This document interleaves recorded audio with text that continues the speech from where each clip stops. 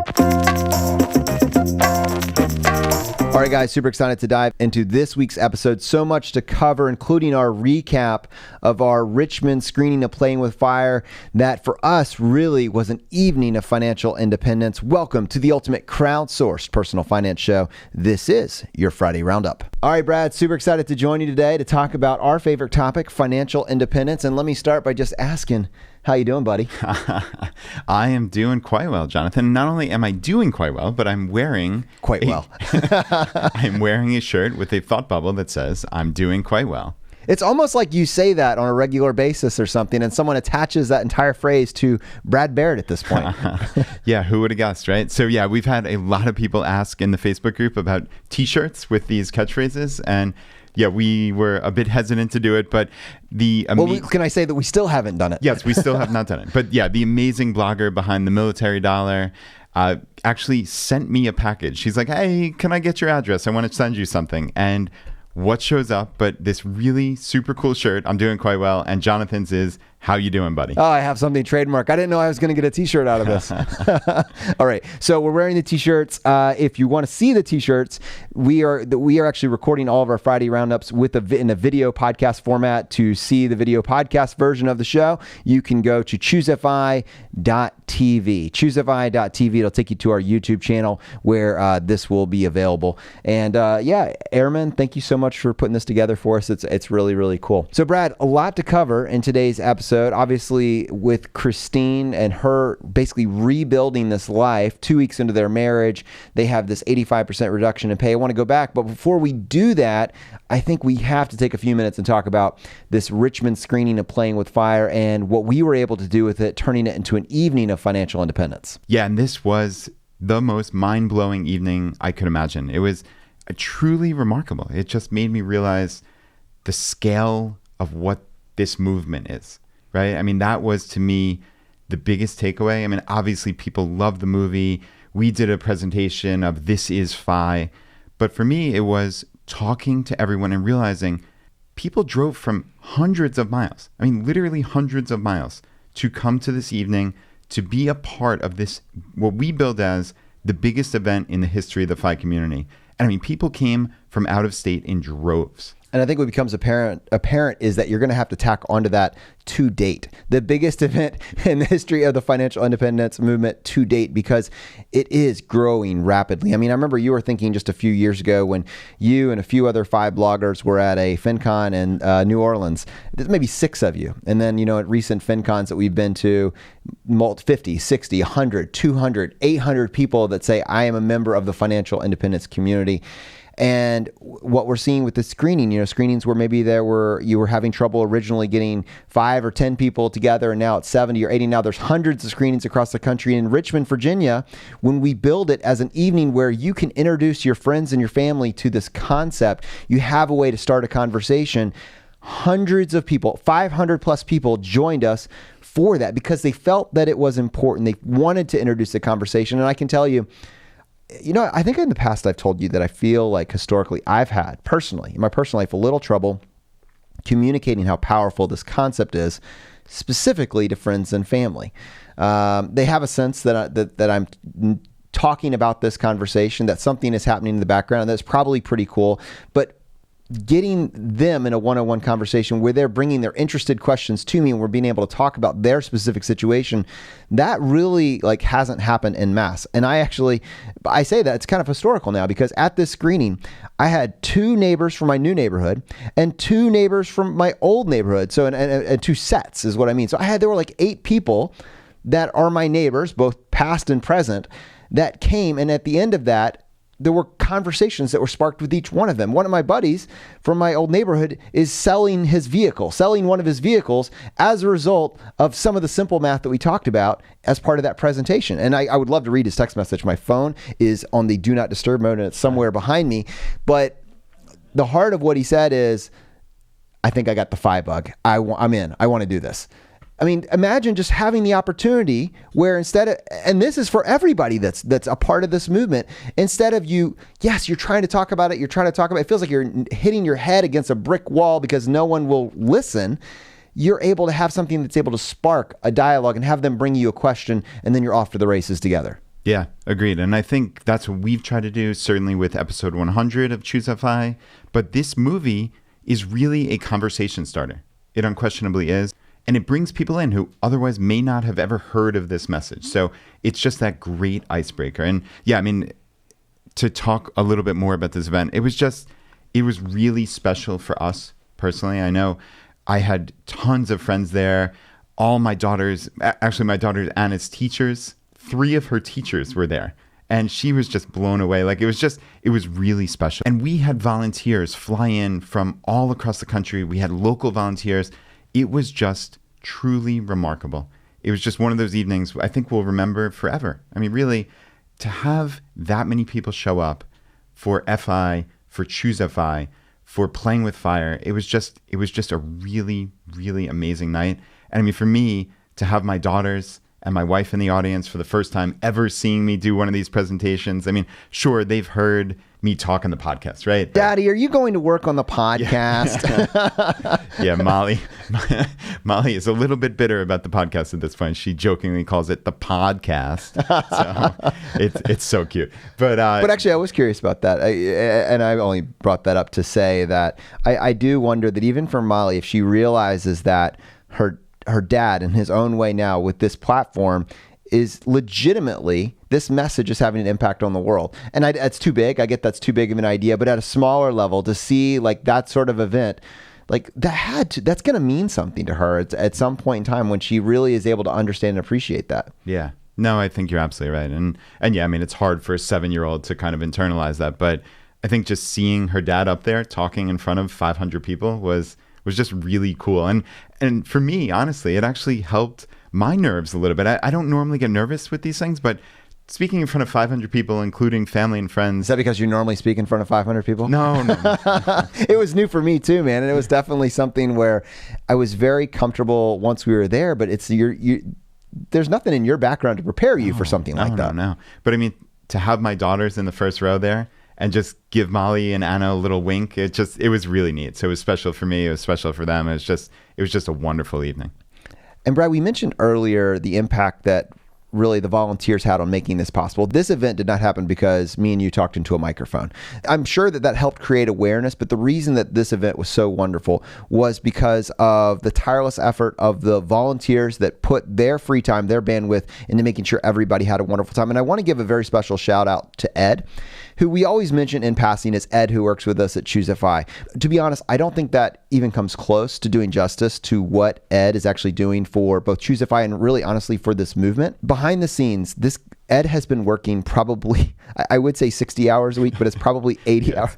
Maybe more than 80. 80 hours a week. He's doing this on a 100% volunteer basis. He's been volunteering his time because early on, he realized how powerful this was and he wanted to see if he could have an impact on the world. And he realized that the platform that we had started to create in its infancy really had an ability to reach hundreds of thousands, if not millions of people. And would the world be a better place if that happened?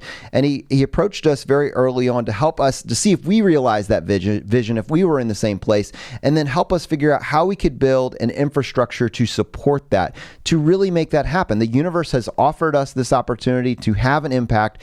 Don't waste it. And so what he has built in the background, looking for strategic partnerships, looking for a way to scale and grow this information, help it find people, not just the people that had already heard about this, but people who don't even realize that they need it. We've talked about how the pursuit of financial independence, hearing about it and reaching it are two different points, but the pursuit of financial independence, that journey in between, automatically puts your life on a better trajectory. How do we scale and grow this and help this reach not just the people that have been listening to podcasts for years, but the underserved populations? How do we get this to the people that need this the most? Get this to military families, get this to lower economic situations, get this international to audiences that really need a version of this information. Brad and Jonathan, talking out of their living room, would never have gotten us here. But I think what we saw last night was the culmination of the tireless effort that Ed has been putting in behind the scenes to build a team of people that could help spread this information around the world. And I want your feedback on that, but I also wanted to tee up kind of a pretty cool announcement for later on this year. Yeah, Jonathan, I think the two of us realized very early on that this was our chance to make a difference in the world. And having met Ed and have him a part of the team and such an integral part has transformed everything for us, really, because while we can talk into a microphone and for whatever bizarre cosmic reason that inspires people, we're not world-class operators. We're not world-class event organizers, and Ed is. And it's just so amazing that we have this chance to really make a dent in the world. And it's so rare. It's so fleetingly rare, right? I mean, Ed doesn't need to spend 80 hours a week on a free job, right? A volunteer basis. He's FI. He could do anything with his time. But he chooses to spend it on ChooseFI because this is the ultimate passion project, right? This is the ultimate way to truly make a difference. And I mean, we have so many people who feel that way in our community. It is just so inspiring to me. I mean, like, honestly, I'm, as you say, like getting chills down your spine, like almost on the verge of tears thinking about the people we have who just want to be a part of this and want to make that dent in the world. And I think, you and I talked about, oh, wouldn't it be interesting to form a foundation, right? And do this and do that. And all right, Brad, can you start one? Right. Yeah. So how do you go about doing that? Well, you and I, we would have never done that, right? But Ed went to work immediately on it, and he figured out the stepwise process of how to form this. And we have a foundation now. We have the ChooseFI International Foundation that Ed is the executive director of. We have an amazing, amazing team of directors. We have just huge plans to make a dent in the world with this foundation. And what's super cool, we're going to have an episode that's going to come out September 2nd, the week of FinCon, talking about the launch of this foundation. But yeah, I mean, I couldn't pass up this opportunity. Just, since we're talking about this event in Richmond and Ed and just the amazing things he's doing, this is a true game changer. And I'm just so excited for the future of what we're doing here with this project, the project of our lives. Absolutely. So ahead of the foundation announcement and ahead of this episode that we are going to release right before the week of FinCon in September, I do have something that I can offer up now because it's tied to the screening this evening of Financial Independence in Richmond. This documentary has always been intended as a calling card to wake up the world to the shockingly simple math and the fact that if you take your attention off stuff and focus on your values, focus on designing a life that you can get excited about, that you can reclaim decades of your life, that it's possible. But the documentary doesn't really give you the how. It doesn't have the time. It's not the mechanism for that. It sparks the conversation. So what's the calling card for that? What do you do with that interest?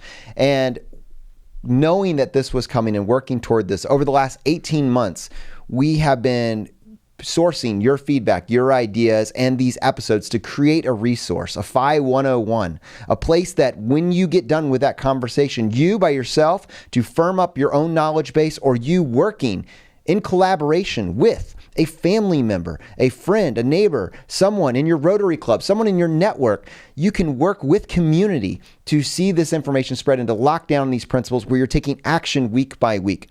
FI 101, we are going to be releasing that. And if you want to be one of the early people to take this course with us, and also more importantly, give us your feedback, let us know what's working really well and where we can improve on it, you can go to ChooseFI.com/FI 101. And I want to stress again, the point of this is to be a resource for the community, a way that you can take the concepts that you know that we've talked about over the last 2 years, and you can see those incorporated where the guiding light is you have to take action. You have to take action. And if you can get 1% better, if you can incorporate the aggregation of marginal gains in your life and that of your family, your friends, your network is going to be so much better. I'm incredibly excited about this. I hope that out of this episode, if you do one thing this week, if this sparks some excitement, you will go to ChooseFI.com/FI, FI 101, ChooseFI.com/FI 101. Hop on a wait list today and be one of the early testers for this and let us know, is this working for you? Does this serve you? And how can we continue to make it better? So it's big, it's bold, it's audacious, and honestly, before Ed, it was impossible. It was just, hey guys, can you take something else on? But I mean, Ed is taking this to a whole nother level with what we can execute on, what we can do well. If you don't do it well, it's not worth doing. If it doesn't add value to the universe, it's not worth putting out there. But I'm very confident that with what has been created and what is continuing to be put in place, that this is something that we can be excited about and that the ChooseFI community can be very excited about. All right, well, let's go ahead and dive back in and talk about our takeaways with this episode with Christine on Monday. Her business, alittlelocalflavor.com, and it's a travel company that was inspired by her by, frankly, being on the path to financial independence and having the rug swept out from underneath her within 2 weeks of her marriage. Now, put yourself in that situation. You've just combined your life with another individual. You're starting out on this new adventure together, and then immediately life punches you in the face. You know, it's great. They say everybody has a plan until you get punched in the face. Mike Tyson, modern day philosopher. But at the heart of that, there is so much inspiration in her story. She and her husband are in such a wonderful place, not because they've reached financial independence, but because they're on this path, and they have a similar framework to yours, Brad, in that, in my opinion, my estimation, they look at life as placing bets. They look at life as placing bets, and they have just played enough good hands. They haven't hit anything out of the park. There's been no home runs, but every single week that they're on this path, because they're following the tenets of financial independence, they are moving to this better and better place, and it's giving them so much more authority over the life they want to live. Yeah, and I think that's a really good way of looking at it. You do what you can to increase the odds of success in life, right? So bad things happen sometimes, right? I mean, I had that horribly catastrophic real estate speculation / investment. Obviously, Christine and her husband, within 3 days of getting back from the honeymoon, she had lost her job. He lost his biggest freelancing job. They were under $20,000 of combined income, essentially overnight. But they picked themselves up, and because they had been doing the right thing previously, right? She talked about having been following FI, even if she didn't know specifically, but they had savings, which helped mentally. But they didn't rely on that, which was actually really cool. They didn't want to cut into that money, so they buckled down, right? Like, she was the ultimate side hustler. She signed up for Lyft immediately to supplement her income. And then, even when the income had increased a little bit, she kept doing it. And they took that money and paid off that car. Like, how cool is that, you know? It's even more than that. I loved it. I feel sorry for those of you that are salaried.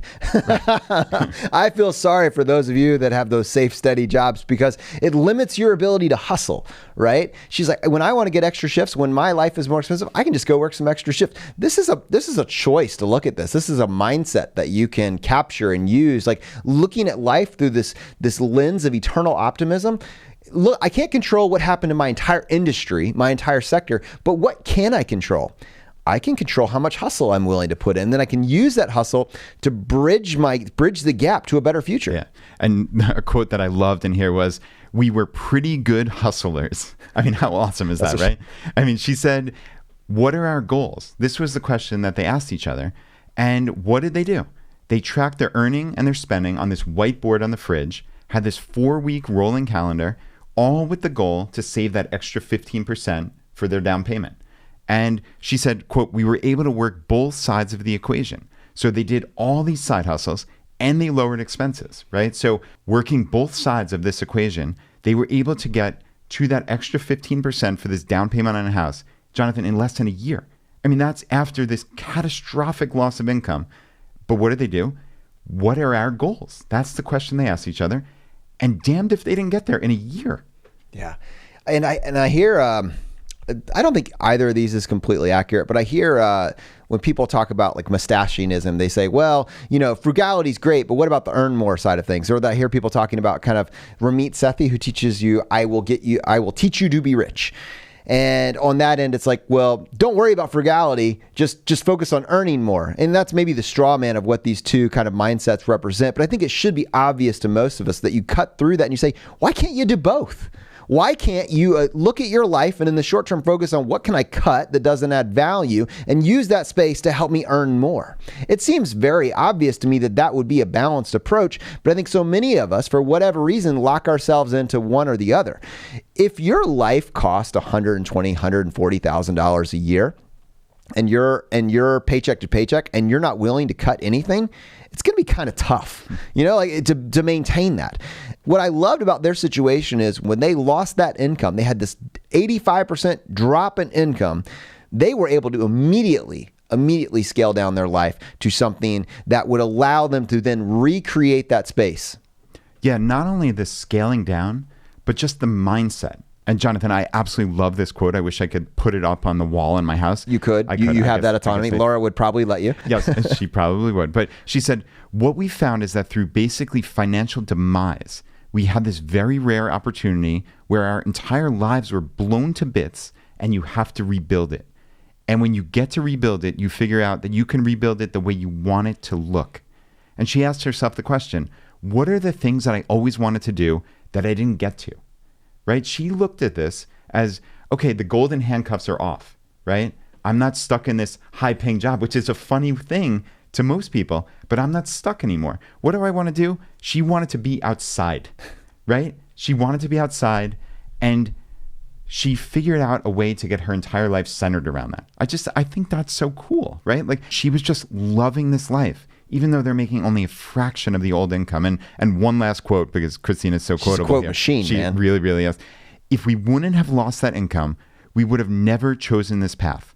There's no way I would have walked away from that much money without an almost guarantee that I would be where I was then or where I am today. And that's what I'm talking about, those golden handcuffs, right? An almost guarantee.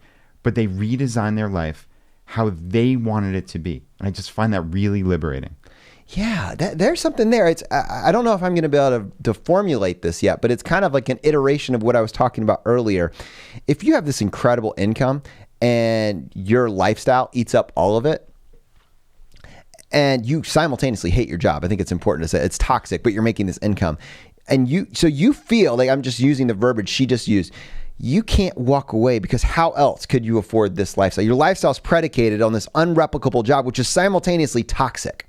That is a situation that I think that many people find themselves in. I can see that because, I mean, a lot of times you have, through the mercenary approach, you've been able to work your way up that corporate ladder. You've had to do things that other people wouldn't do. You've been having to jump at these quote unquote opportunities that put you in more and more difficult, situations. And now you're there and you have just, I deserve it with my lifestyle all the way up to match that. You can't walk away. You can't risk it. But what if it was an illusion and you could go back, get rid of everything, start from scratch and say, what makes us actually happy? How much does that actually cost? She was afforded, from this perspective, she was afforded the blessing of having to be in that situation and then get to intentionally build it. And I don't think it looked like what many of us would have expected that it would have looked like, which is pretty cool. What I wanted to do, the pivot that I wanted to take, if you listen to the entirety of that episode, at the end of it, we asked her to hang out a little bit longer. And there were two reasons for that. One is she's a storyteller and she leans into community in a big way, and she's built a business around that. So looking at your talent stack, looking at your interests, looking at the intersection method, these are all things that we talked about in the episode that we did with Nick Loper. Gosh, Brad, can you look up that episode for me while I keep going here? But when you find out, like, if your dream job doesn't exist, what would it look like to just create it? And you got to realize this did not exist a year ago. She created her dream job, and now she's creating that dream role for the employees that work for her. And what we asked her to do is actually just come on the show to talk to us, one, about what would it look like to incorporate that skill set, being a storyteller / travel guide for your city. Just because I think at its core, when people come to visit us, they say, well, what should we do while we are here? And the heart of her business is that business model. I had a feeling there would be some useful takeaways for us. Yeah, without a doubt. And yeah, that episode you were mentioning is episode 101, which is finding your side hustle idea with Nick Loper. And yeah, Christine said, community is something that means so much to me. I want to help people achieve their dreams. And yeah, just the last one I've got, I lied. I can't stop with the quotes. Quote here. Machine, man. I'm really telling you, I was writing them down too. Only exceptional experiences is her motto for her tour guide company. I love that. I mean, her tour company is less than 2 years old, and I suspect with the enthusiasm, the energy that she's bringing, I am so excited to find out what she does. She incorporates, she scales and grows. This is to me the part about her story that's so inspirational. Clearly, she is not the first company to have a travel company. She's not the first person to have an idea for a tour guide inside of even her local area. And what is interesting about episode 101 that we just referenced, if you think it's already been done, I can't do it, that's a limiting belief. And Nick made this point in that episode. There are hundreds of taco shops all around the country with different brand names on them. Just because that it has already been done doesn't mean that you can't do it, but you should add your unique selling proposition to that, which could be a better design, better network, better location, better service, or pick. And I think for those of us that are thinking, what else can I do? If you limit yourself to a completely original thought that nobody has ever had before, then it's probably going to unnecessarily limit what you come up with. So if that's cool, if that's an epiphany, if that excites you, the next thing you should do is start exposing yourself to as many ideas as possible so you can find something that resonates with you and you think you could start working towards. And what I love about the financial independence community and the idea of doing it as a side hustle is you can do it from a place of very, very low risk. And that is something that Alan Donegan has talked about many, many times. And I think it's the heart of what I want to communicate to people, as opposed to like a scarcity mindset, real estate funnel where you have high pressure time sale shares and everything else. And if you don't do it in the next 10 hours, whatever, it doesn't have to be risky. And it's amazing how powerful it can be if you don't see your dream job out there, what would it look like to create it? So with that, Brad, let's go ahead and pull up this segment that we recorded with Christine.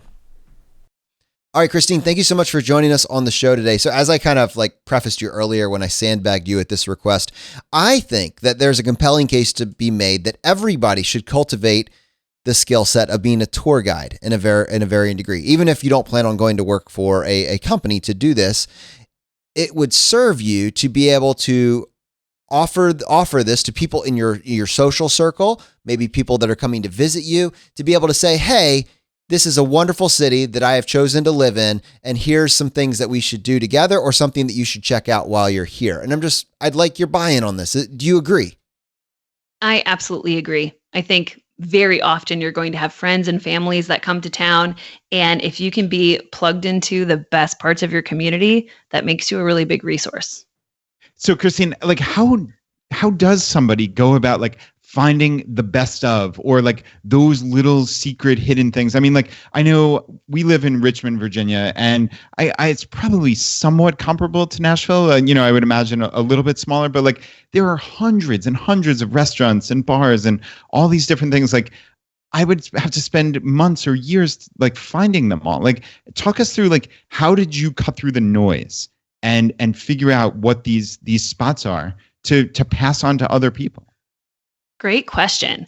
I think one of the things that we focus on, and I'm going to speak specifically to Nashville, but plug in Richmond, plug in Detroit, plug in Colorado, any other city or state. But I kind of was looking for what makes Nashville, Nashville, right? So you've got music, you've got food. And then again, one of my personal mottos is I like to support family-owned businesses. So I really focus on that.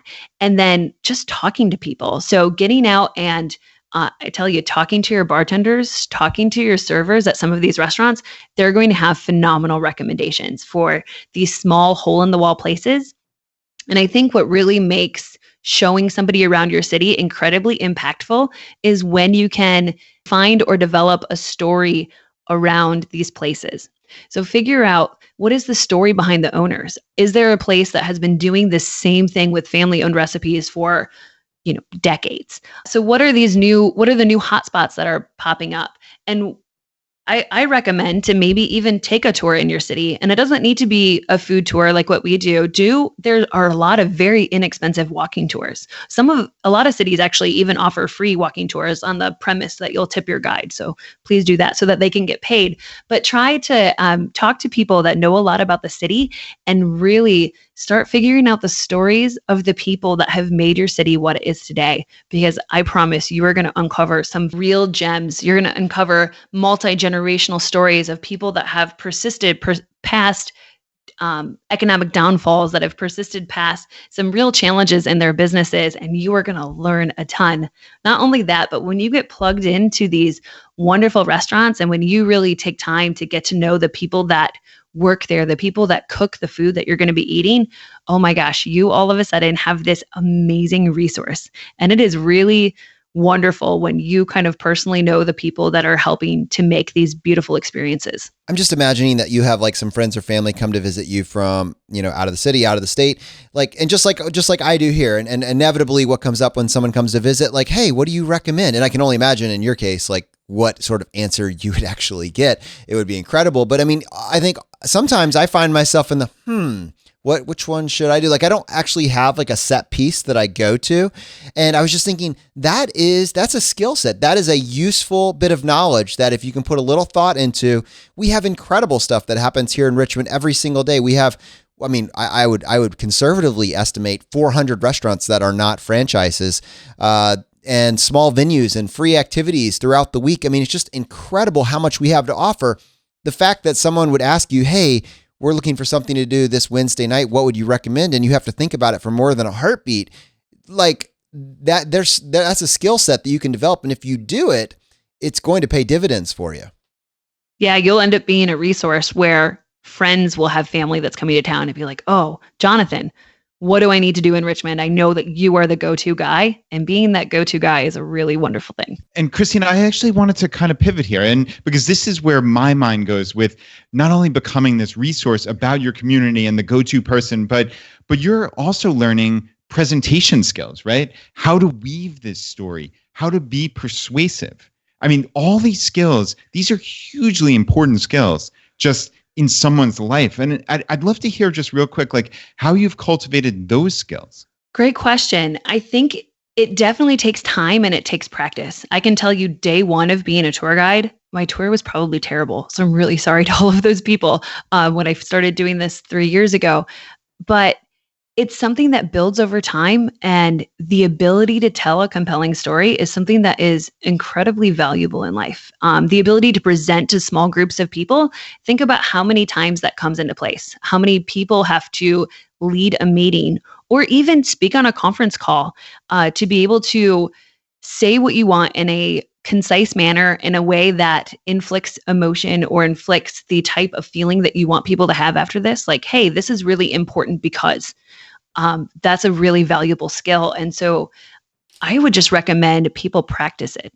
I know that maybe sounds weird, but find a story that you like from your life and practice telling it. Go through it in your head, and over time you can weave different things in, and you can learn how you speak, how you inflect your voice. Those are all things that help make an impact on the other side. And being an effective communicator is just so important in the day-to-day life. You are like speaking to my soul here, partially because what we try to do here at ChooseFI is weave stories, right? But what's amazing to me is I look back at a younger version of myself, and I heard this funny little hook as a way of advice. Hey, if you tell that you're losing people when you're telling a story, just finish it with, oh, and then I found $5. And I remember, and it's kind of funny, but I remember feeling that I could not weave a story from beginning to end, that I would lose people along the way. And I remember using that almost as a jest, almost as a joke, but not realizing that this is a skill set that could be cultivated, and weaving a story with anything is critical. It could be the most academic thing in the world. Your ability to tell a story and bring some delivery to that process is what allows it to it helps your audience. It helps your listener actually latch onto that information. So Brad, I was very glad to see you kind of take that approach with this. I think that's probably even a larger point than what vehicle you actually choose, what story you actually choose to tell. Yeah, I mean, I think persuasion it's such a crucial skill, and I wasn't aware of this just in my own life, and probably like you, I probably lost people and just didn't have the impact that I could have. But now, to Christine's point, which I think is brilliant, like you can test it, and it's not in a contrived manner, right? Like you're telling a story a bunch of different times, and it's just being aware of those interpersonal skills and communication, really. Like you can see when people tune out. You look for their body language. You look, are they paying attention? Are they looking at their phone? Like this will help you become a better person. So I think this is broadly applicable. So really, Brad, this was a misnomer. Why become a tour guide should be replaced with why everyone needs to be a storyteller. Oh, unquestionably. Yeah, that is the perfect way to put it, Jonathan. Christine, thanks for joining us on our show today. Thank you, Brad and Jonathan. So Brad, I am blown away by how generous our guests are with their time. I mean, we record for 2 hours or so for a 50 to 60 minute episode, but many times because there's this extra topic that doesn't fit in the core conversation, guests have been willing to hang out with us for an extra 30 to 45 minutes sometimes to really talk about this additional topic. And I think it adds so much value when it can be put in its own place and it's standalone content in many cases. So huge thanks to Christine for joining us on the show. Brad, I wanted to go ahead and roll over and bring in feedback from the community. And I wanted to start with a shout out to ChooseFI Baltimore. Now, this Maryland group is an incredibly active group, in large part due to the enthusiasm and energy that Alex brings as the local admin there. And they had another successful meetup, one of the largest turnout since the January meeting. And what they did in this particular situation, Alex interviewed a member on his reason to financial independence and specifically early retirement. And then they were actually able to dial down on his drawdown strategy, on his withdrawal strategy. And that was so it was an interview in person, but for the people that came, they actually got to see what this individual that is experiencing early retirement, what is their drawdown strategy in the local area of Baltimore, Maryland. Now, they did this meetup. The next meetup is actually going to be on August 10th. And I only say, the only reason I wanted to say this, Brad, I think you'll get a kick out of this. It's at the Elk Ridge Library. Now, Glenn Howler, who we've mentioned on the show in the past under the solar panel idea, he is going to be making a presentation on a solar panel investment, again, for the local Baltimore area. And with the date and agenda already set up, he just wanted to know if I could let the audience know. And of course, one, I'm letting the local people in Baltimore, Maryland know. Let's make this the most widely attended event ever in Baltimore. And then two, these are the types of ideas that move the needle when you're forming local community. Yeah, I think both of these ideas are amazing, right? That reminds me of the listener case study we had way back when with Paul, where we dove into his own personal situation and we crowdsourced the answers, right? Like what's cool about a Baltimore meetup like that, they can interview this one member on his reason for fire, withdrawal strategy, etc., and they can all talk about it and help each other. Even if you think you have your plan all set, sometimes you get that just amazing piece of information that you could have never imagined. So yeah, I mean, I think that's something that a lot of our local groups throughout the world can try to replicate.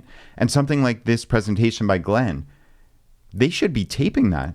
And I mean, we can disseminate that across all of our local groups, across the ChooseFI vaults, whatever it may be, right? Like there's no reason that shouldn't exist for every member of the community. Ed, what do you think? No, I love the idea. I think that is something that we could probably scale towards. It's actually been interesting to think, in my mind, ideas that I thought we would be doing 2 or 3 years from now. Like obviously finding a way to get this financial independence curriculum in the hands of our local groups has been something that we've thought about since inception to give, because they've asked for it. Is there a tool that I can use to make this easier? But having the resources to be able to create this and make sure that it's done well, done right, carries the message that we want to communicate. That would have been one of these long-term goals. And then here it's been ramped up and it's something that we're going to be able to get pushed out there within the next, few weeks or so. And then again, with this idea, it's one of those things that I would almost dismiss it and say, hey, a couple years from now, sure, sounds great. But, when you do have local community, you have people with talent stacks and skill sets that want to see if there's a way that they can, bring this in-house and help with this. I wouldn't be surprised if we could pull this off sooner than later. Right. Or someone with an iPhone who just wants to hit record. Oh, yeah. Keeping it simple, Brad. Yes. All right. Jonathan always thinks in grandiose terms. That's yes. awesome. What would it look like to build a video studio in Baltimore, Maryland? Or an iPhone. Or an iPhone. Yes, that's how it works. All right. Next, I want to play a voicemail that I got from Maria. Let me go ahead and pull this up. Hi, Jonathan and Brad. My name is Maria Bell, and I'm here in Richmond along with you guys. And back in January, my sister turned me on to the ChooseFI podcast. My husband and I, we are in our mid-50s, and while we have been saving since we've been in our 20s, we didn't really know that much about the index funds, and we just kind of let things ride and thought we were making the best choices. We've been car payment free and consumer debt free for 4 years. I haven't taken a paycheck in 4 years. 100% of my pay goes into my retirement. And we've got a couple of rental properties. But when I discovered your show, I realized that I had not been optimizing everything that I could. My friends thought that I was crazy when I gave up cable 4 years ago and the landline. And now I'm realizing that I was on my way to Fi, but it just wasn't happening quick enough. I want to thank you guys so much for everything that you do. I know I've reached out to you on Facebook, and I'm stoked about watching Playing with Fire tonight at the Byrd Theater and meeting both of you. But I just want to let you know, as someone who is in front of groups of people all the time, such as myself, that I am spreading the message, and I am hoping to change other people's lives, because I know a lot of the people that you feature on your show tend to be in their 30s and 40s, but there are 50 and 60-year-olds out there who think they will never be able to retire, and they have these lavish lifestyles, and they're going to work themselves into the grave because they think that's what's normal. And we are trying to influence our community and not only hit our FI, but to do it earlier than norm. So thank you so much for all you do. And yes, I am truly addicted. Brad, wow, that is an incredible voicemail, and it's one that speaks to the heart of really this entire episode, right? You can have autonomy over the future that your life is headed, over your future. You know, the next 10 years are yours. What choices and decisions are you willing to make to positively impact those? Yeah, and we talked about the project of our own lives. And I mean, it sounds like Maria here is doing this in her own life, right? She's hoping to change other people's lives. And she said, we are trying to influence our community. I mean, how amazing is that when you find this message that it doesn't cost anything, nobody's trying to sell you anything. It is just, as Pete from Mr. Money Mustache said, it is fundamentally right. And you want to spread that. And it's amazing. I mean, her friends thought she was crazy. She took no paycheck for all those years because they're maxing out their retirement vehicles. Like, this is the epitome of a FI story. I just love it. All right, next I want to go and play this voicemail that we got from David.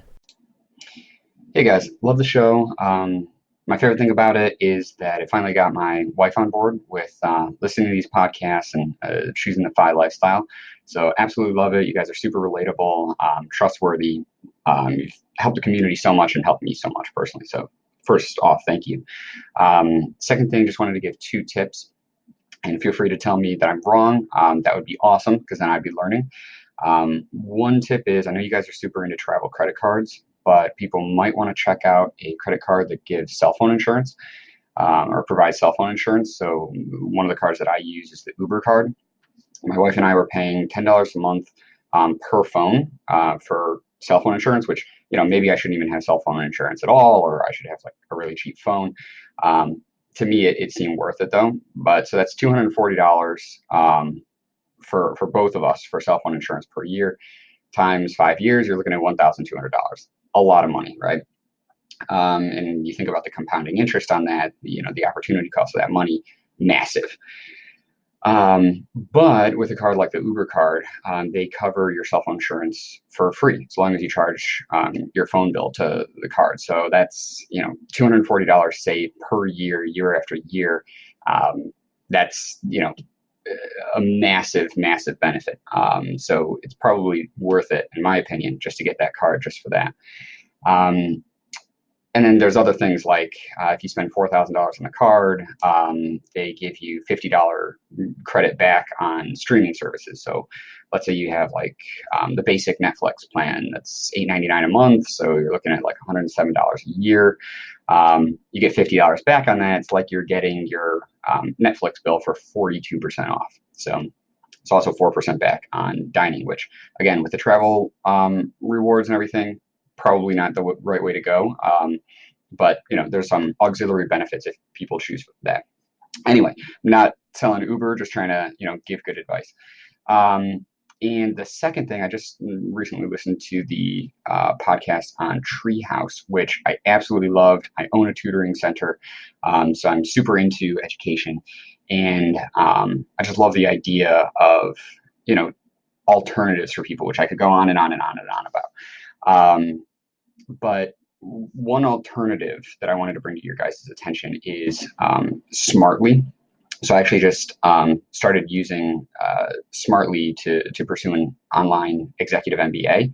The program's awesome, and it only cost me $4,500 for the entire program, versus we're talking, upwards of $130,000 for other online executive MBA programs. And actually, the regular MBA is actually free as long as you get accepted to it. So free versus probably minimum $130,000 for a good online program. So, there's some drawbacks in terms of its accreditation, but if we're talking about getting skills and, riding the edge of the trend for alternative education, I think it's a great option that I wanted to bring to your guys' attention. So just round it out. Thank you guys so much for all you do. This is a great voicemail. There's a lot there. I'm actually glad you started with the phone insurance, and Brad, I'm really curious to get your perspective on this. I'm just trying to think. I don't think I have ever, over the last decade, ever spent money on phone insurance. In fact, when I look at how I categorize insurance, I think I am trying to prevent the stuff that will break me or cause significant damage to my wallet if it goes wrong. Now, if you have $10,000 invested in your phone, well, first of all, it's a separate conversation, right? But if you have, a couple $100 invested in your phone, maybe even, I don't know, $500, like if that's my worst case scenario, that is a problem, but it's not something I'm going to pay $240 a year for the luxury of knowing that I only have to pay a $50 deductible if my phone breaks. Yeah, I agree. I don't think that's something that I would spend $240 a year on, but obviously every person is different, clearly. But to me, this is something you just kind of self-insure by maybe not losing the thing, not breaking Buy a $10 case. Right, buy a $10 case. I actually dropped my phone yesterday. I saw your case, by the way. It's the same one that I would have bought. It's good, That's right? the one It's I really always strong. look for. Mm-hmm. Yeah, very uncharacteristically, I dropped this thing, and it was good as new. So no big deal. But yeah, I mean, to me, like you, I'm only looking to insure against catastrophe, right? And clearly, if something can destroy me financially, I'm going to insure against it. I mean, without any question. But a phone is not one of those things. Yes. And what I also love that you embedded in that first half, David, is that I would love for you to tell me I'm wrong because then I learned something. Yeah, that is the same criteria. Brilliant. Yeah, absolutely. That's the same criteria that Brad and I use. We do our best to come into every show prepared and knowing the numbers. But when someone tells us that we're wrong about something, we're not offended at all. In fact, I love how you ended that because you're like, well, then I just know more and I've learned from that. That is exactly the growth mindset that I hope that we will always, I never want to be, we know too much, we couldn't possibly be wrong. I might as well just give up because the entire point of the show is to be a lifelong learner and learn right along with you guys by highlighting people who've had experiences and expertise that we simply do not possess. Yep. To your second point, I freaking love that. But the college idea and getting an MBA, you know how many people I say, well, I don't know, if it was worth it financially, but I certainly am glad that I learned the information. The information I learned, the mindset that I learned from it was far more valuable to me than the actual degree. If that holds an ounce of truth, then why are you paying $130,000 for it? Right? I mean, like, if when you can do it for free, forget accreditation. If it's just the mindset and the skill set and this degree provides it for less, why would you pay more? Yeah, no, it's a valid point. And yeah, David said, I'm getting the skills, right? That is what's important to him. He is looking for the knowledge and the learning. So totally understand that. And just going back to the credit cards for a quick second, while we have obviously the credit cards that we prefer and based on the travel rewards and what we think we value, there are many cards out there that have these little bonuses that are just applicable to certain individuals. So if David, come hell or high water, is going to have this phone insurance, then this Uber card sounds like a good one for him, right? That doesn't preclude him from getting the Chase Sapphire Preferred and the Inc. Business Preferred and the Venture and the cards that we really recommend. Have both of them, right? There's no harm to that. So I think you look for the cards that have the little perks that you get value from. Well, maybe I could just let it go. No, but all right, counterpoint to your counterpoint to my counterpoint. What is like the minimum amount of value that you would accept to open up a card? Because every time you go into a department store, you are offered 10% off your current purchase for signing up for a card. And every single time I decline, because I do the math, and we're talking about $10, $20, $30, $50, $75 to sign up for this card. And in my mind, like, I expect to get $500 or more in benefit when I open up a card with one of these, the premium travel cards that we talk about. When I open up a card, I expect to follow the rules and get somewhere between $500 to $1,000 of benefit. So for me, when you offer me $10, I'm going to get $10 in benefit on my clothing purchase. It is not worth it to me to do the hard pull, to go through the process, to have another card that I'm managing. You know, like, that's kind of like my mindset. And I'm curious, like, for you and Laura, where are you on that? Yeah, I mean, I think for us, clearly, I'm in your book. $500 is the minimum, is the floor that I'm looking for with these premium travel cards.